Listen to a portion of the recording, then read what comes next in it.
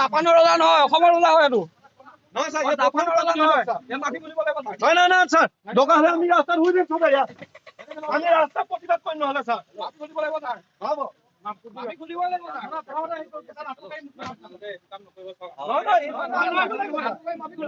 মাপ খুজিব লাগিব।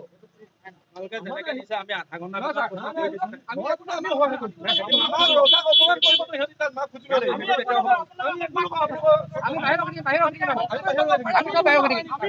অপমান কৰিব পাৰিলে মাফি খুজিব নোৱাৰিম।